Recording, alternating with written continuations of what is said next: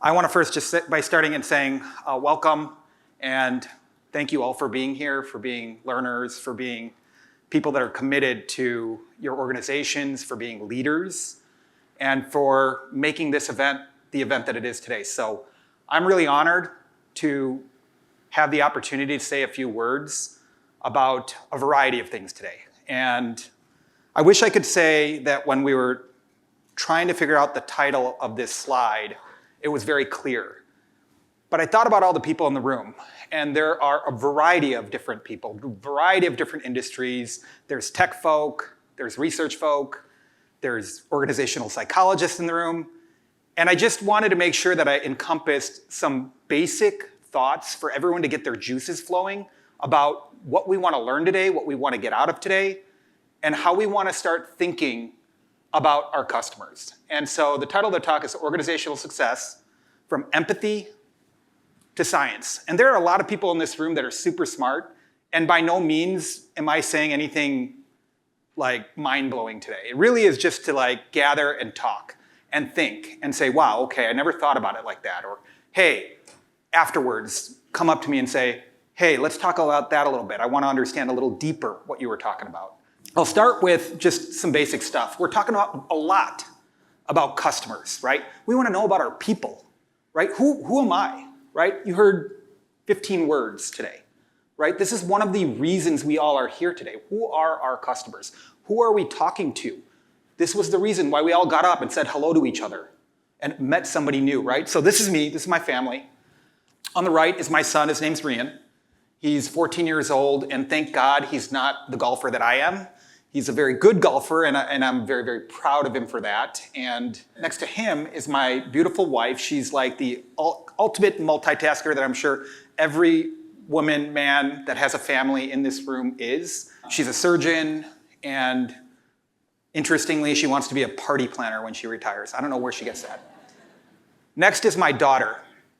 Her name is Raina, and she's 12 going on 16. I'm sure many of you guys know that feeling. But she's the funniest person I know. Like, I sit there and I laugh with her, I tell jokes with her, and before this presentation, I came up and said, Raina, you know, I have this presentation, and I want to say a joke. And she's like, oh, Dad, no dad jokes. I'm like, come on, dad jokes are pretty good. And he goes, okay, fine. Just don't say any bad jokes. And I said, all right, well, I'm not going to say any bad jokes. I'm just going to say a dad joke. The opposite of a bad joke. B-A-D, David. Oh, anyway, more coffee. Somebody.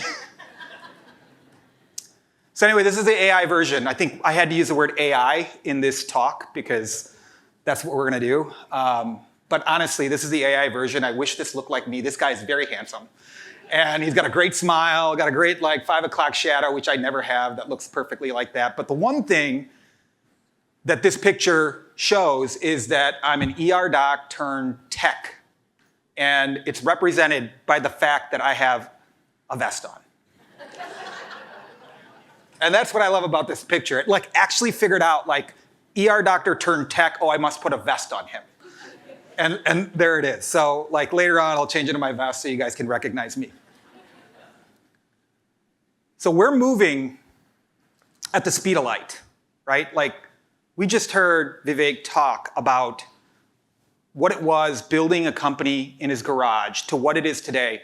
And that pixelated image that he showed at the end was so poignant to me, right? It was this idea that like we were pixelated and all of a sudden we're clear and we're gonna be even clearer in the future. And how are we doing that? Well, I was just thinking Jetsons, right?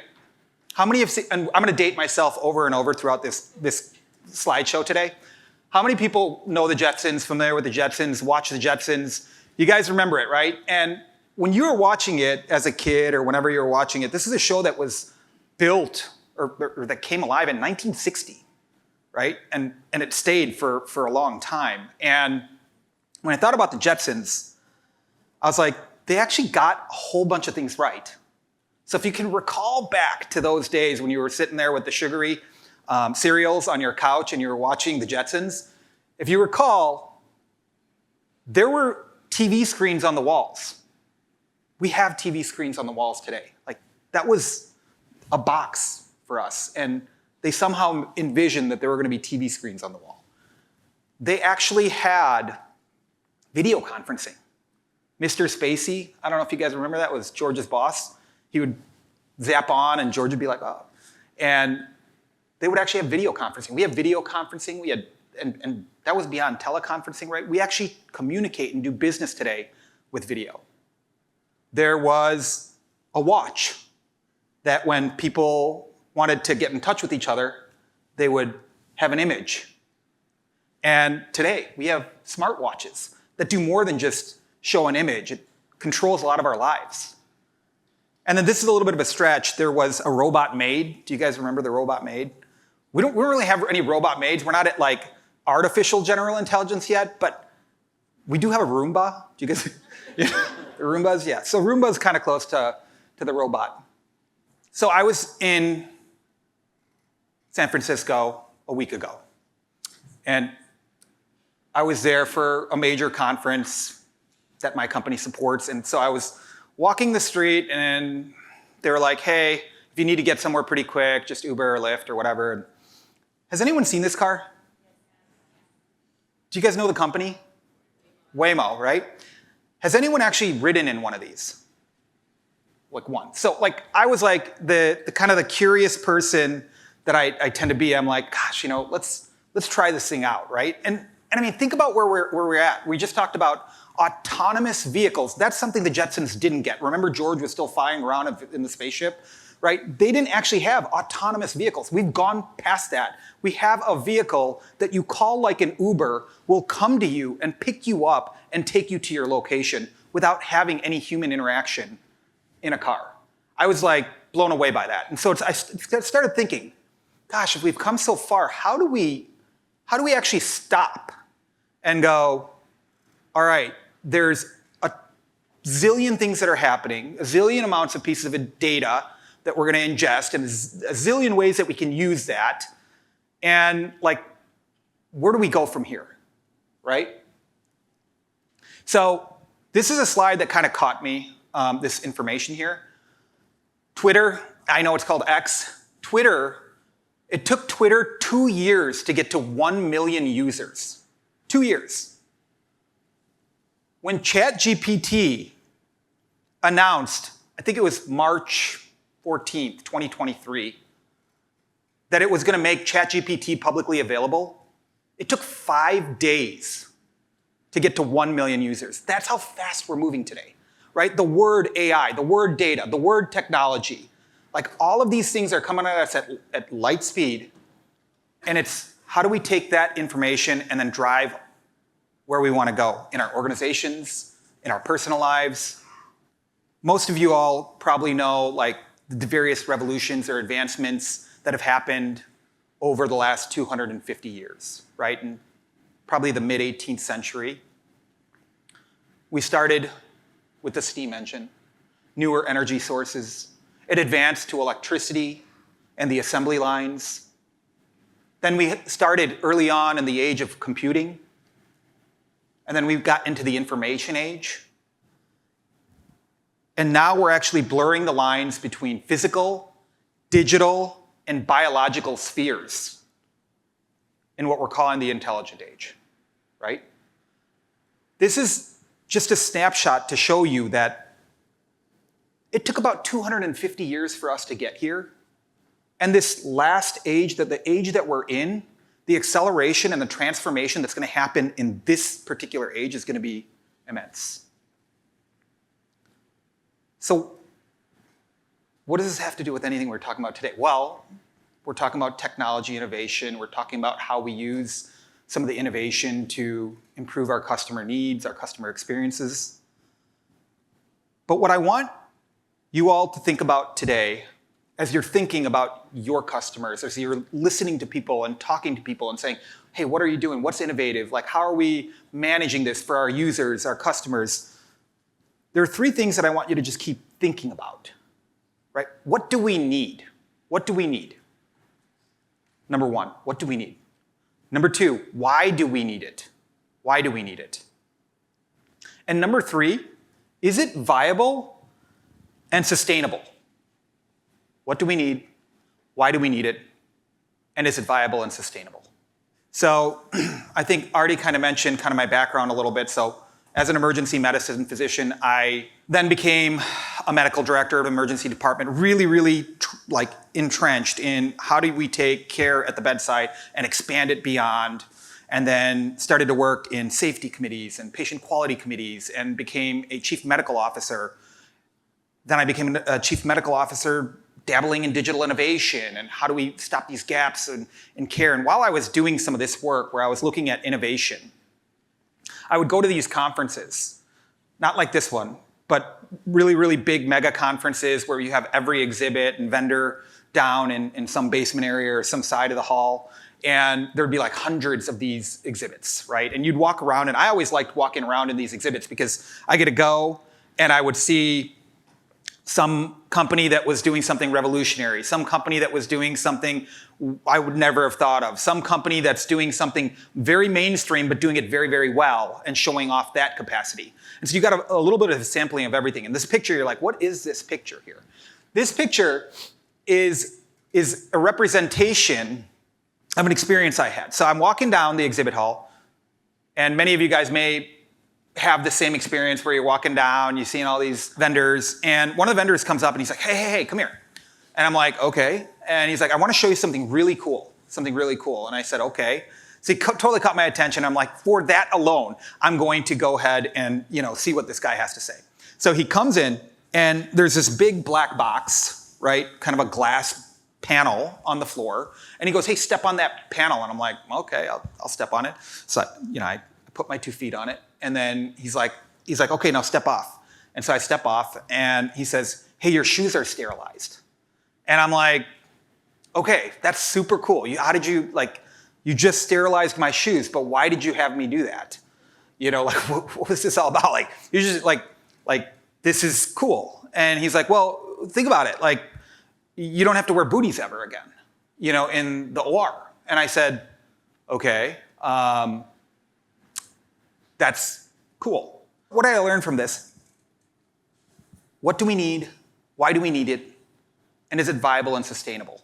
This is innovation that is not meeting a customer need.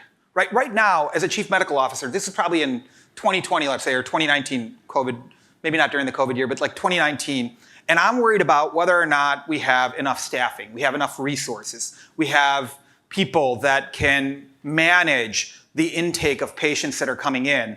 And I get this kind of proposal to revamp all my booties and all my ORs at a fraction of the cost. And I'm like, I don't think you hit the mark on this one, right? And I had to give candid feedback, what do you think? And I'm like, well, it's cool technology, but here's my thoughts, right? And so throughout the conversation, I'm not saying that technology isn't good. What I'm saying is technology and what we use it for has to meet the needs of our organization's customers, right? So this is I'm not making fun of technologists either, but sometimes I call it the silicon, right? And I can say that now because I'm a tech person, right? So in Silicon Valley, right, I call it the silicon because oftentimes we get products and we get all sorts of technology that is made or created by people that don't know the customer. And so at that point in time, you get something, and it's our imperative to come back and say, this is not meeting my customer's need, right? It's meeting a need, maybe a want, but not necessarily the need. So innovative companies co-create, like Vivek said, co-create with me. Help me understand what you're trying to achieve. And so I thought this was great. We got a great name, we've got a great team, we've got a great logo, and we got a great name. Now let's come up with an idea, right? That's hey, I'm good at technology, let's do something. And so I thought this was just funny, and I wanted to bring it up. And again, just to make note, he is in a vest.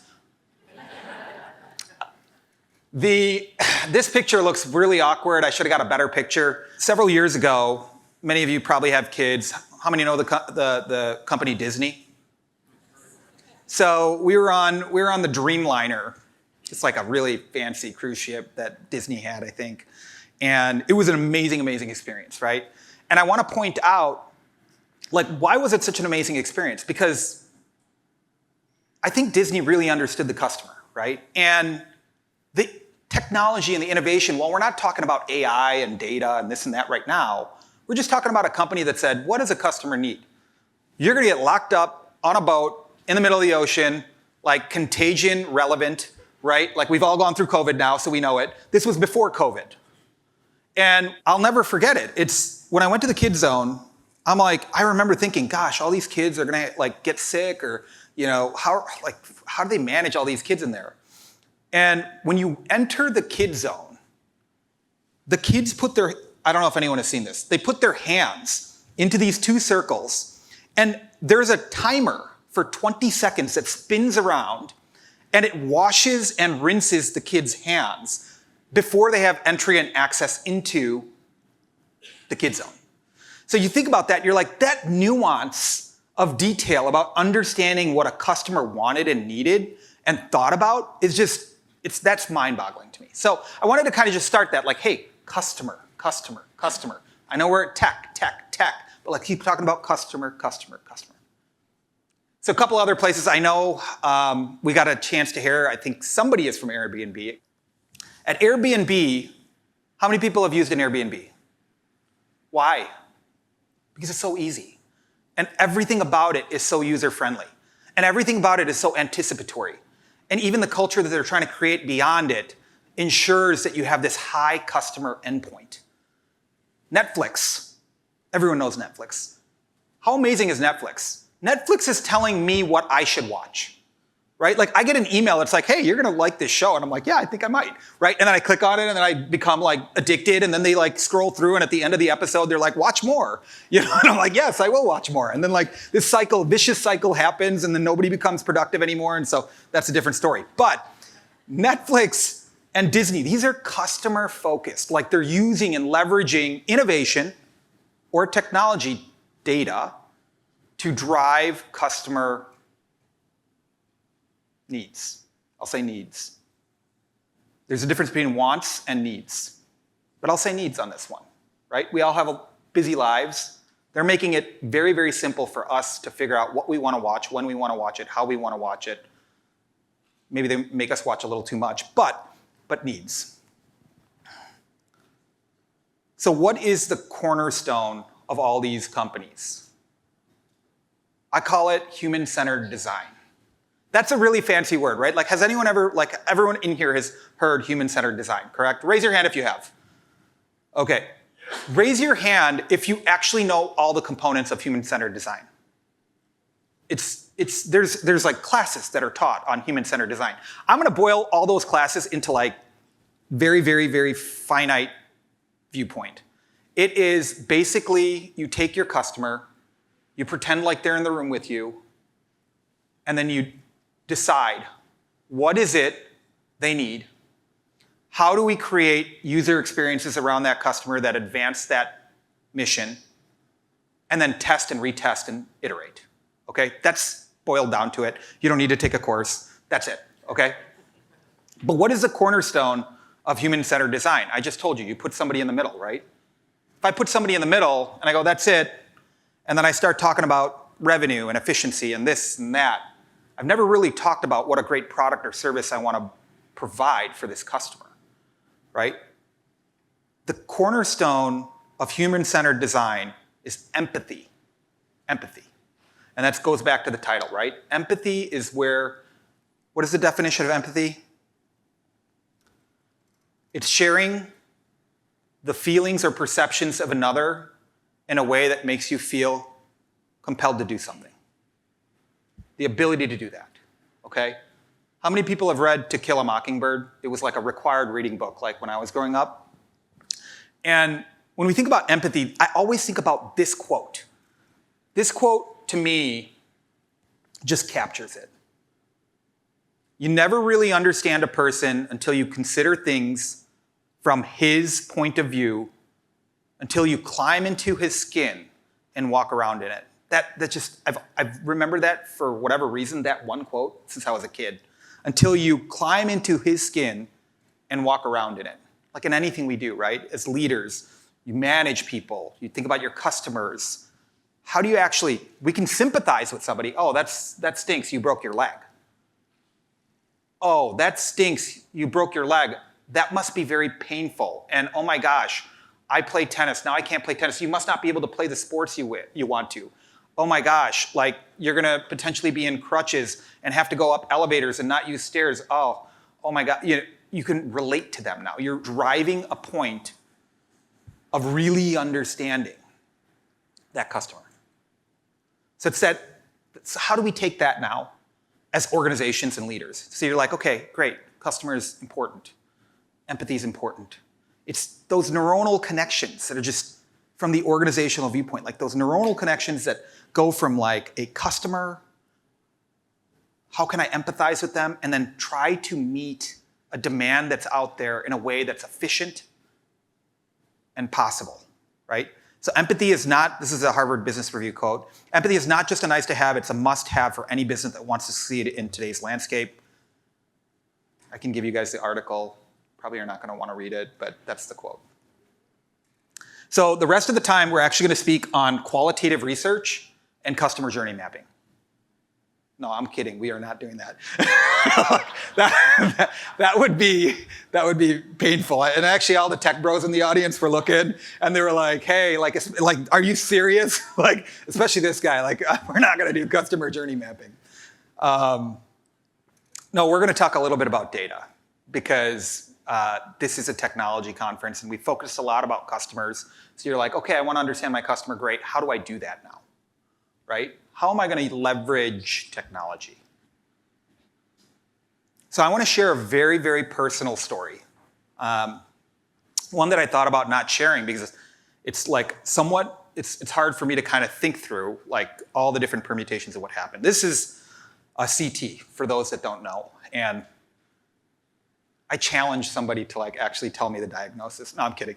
This is a CT and I'm not asking anyone to become proficient at reading CTs.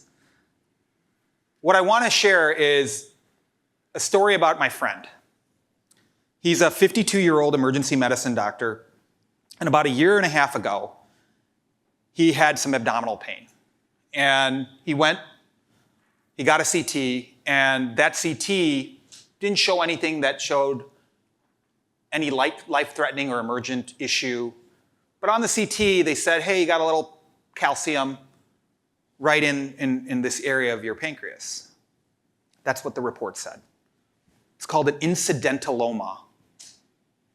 Incidental, like we found it incidentally, it has no meaning. So it's easy, even the words we use around it give it no real meaning, right? And year passes and he's having belly pain for about a week. He goes in, says something's wrong, gets a CT.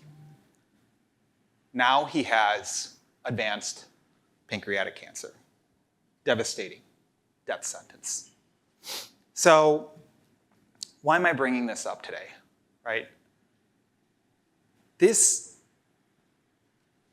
little speck on a CT that was written somewhere in a report was followed up on, maybe, maybe not. Maybe it was his responsibility to get checked in 3 months. Maybe it wasn't. Maybe it was the doctor that he was seeing. It was his responsibility to check him in 3 months. This is the need that we're talking about. What do we need? Right? What do we need? We need a system that will pull those incidentalomas and give information back to our patients to remind them that they have to get a repeat CT in 3 months. This incidentaloma, if we had the right tools and technologies, could have reminded our primary care doctor. This incidentaloma could have been put in a different color and put in the patient's chart that they had access to remind them. They could have had technology to help set up an appointment in 3 months immediately after this report came out, right? And if you caught this within 3 months, maybe we could resect it. But now a year has passed and it's advanced.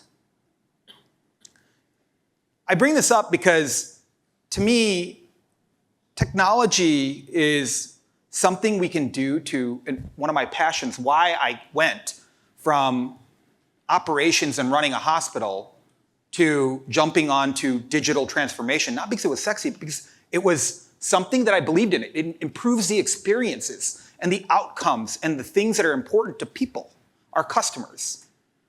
And so in this scenario, it just captures how we could have been better and how technology, what do we need? A reminder. Why do we need it?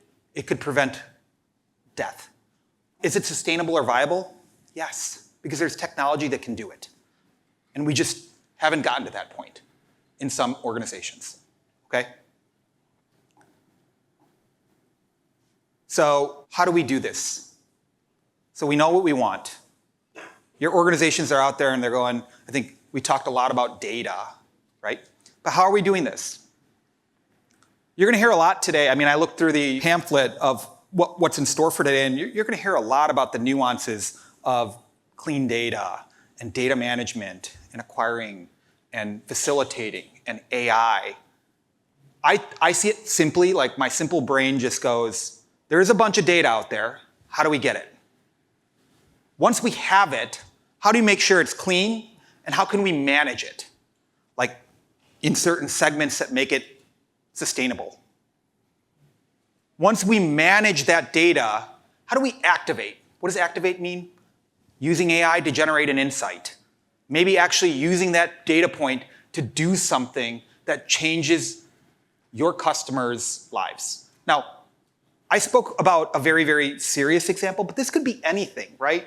I mean, it could be your daughter's 16th birthday and she needs a certain thing that is only available in a certain area. And if you have the data insights that almost suggest that what my daughter needed and put it out to them as an organization, she's going to get that for her birthday, right? It's something simple, maybe. But like, this is how organizations fundamentally have to think. It's like, what data? There's all this data. How do I get it?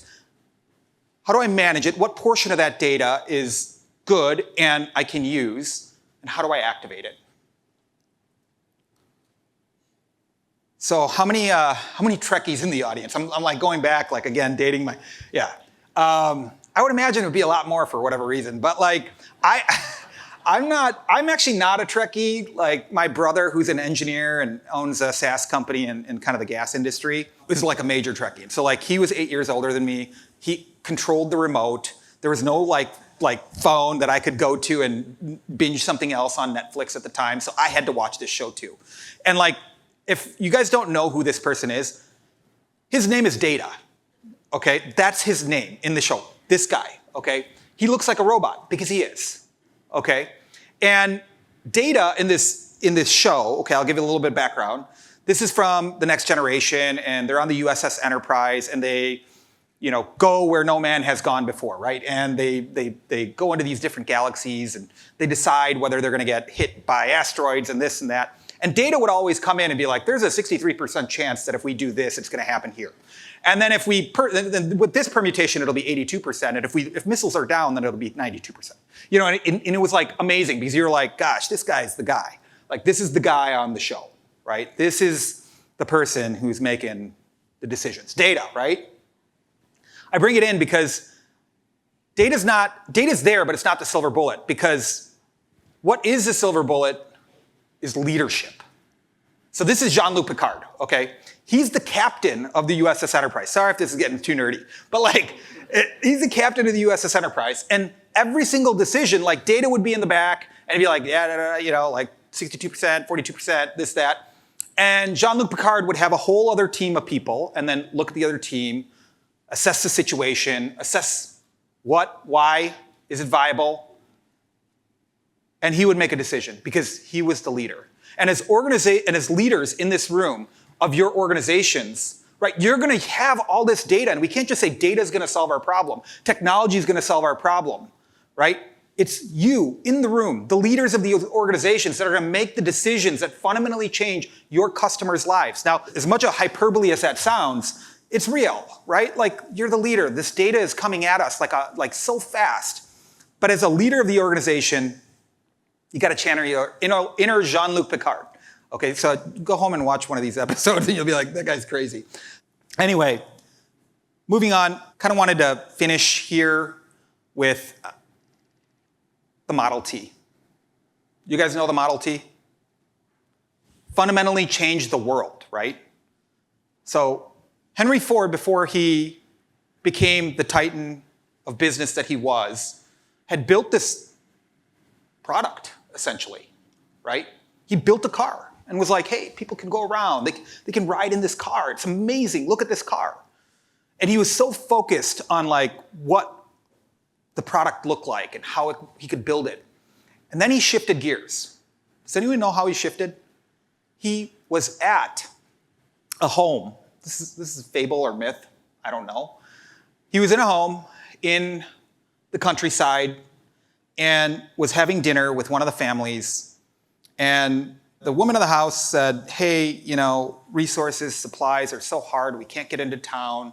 Gosh, you know, if you had something like this, that would be amazing to be able to get food and other things that we can't get. And so he took this back and he had empathy there. Took it back and said, gosh, this is something that the masses need. This is something that's going to change the economy, change the social dynamics of everyone around us if they can connect and engage at distances that are further. And so he went back and just started shaving things and started assembly lines and mass production, cost reductions, and got his product to a point where what did they need? Why did they need it? What did they need? They needed to get to other places where they could have resources and supplies. Why did they need it? To have better lives, to be able to lead and live fuller lives. Was it viable and sustainable? No. And he realized that. And he made it viable and sustainable, and he fundamentally changed the world today. So I want to leave you with that, thinking like these are three things that you constantly want to think about as you assess your customers. Like here's technology, and here's data, and here's all this stuff that's coming at you. How do we think about it in a way that's meaningful for our customers, meaningful for our users? And I want to leave you with just one last story. And it's a story my mom used to tell me growing up. And it's this anecdote, and I have no idea where she got it, but she would say this story about this poor man on the streets of India. And he was just always looking for a job, had tattered clothes. Some guy came up to him one day and said, hey, I have like 50 of these vases. If you can just shift them down the street, I'll pay you per vase. And the vases were really heavy. So he'd pick them up and he'd have to put them on his head, and then he'd walk down like the 50 yards, and he would walk down the 50 yards. And so as this guy was walking with the vase, he's like, oh man, if I do this vase, I'll get this much. If I do 10 vases, I'll get this much. And then one day maybe if we do this every day, I can do this and I can get a new shirt. And then if I have a new shirt, maybe a young lady will like me. And if the young lady likes me, maybe I'll get married one day. And while he's doing this, he's thinking about it. And he's like, oh, maybe I'll have kids one day. Or maybe I'll have a beautiful little girl one day, and she'll come running to me. And she'll just reach out and give me a hug. And oh man. And as he's dreaming this, he's holding the vase, and then he reaches out and the vase falls, right? So why do I tell this story today, and why am I finishing with this? Is the future is there. We need to know what the goal is, but we have to concentrate on what we can do in the present today with our data. How do we manage it? How do we activate it? AI is coming in hot, right? That AI that we see, we need to know it. We need to understand the goalpost right now.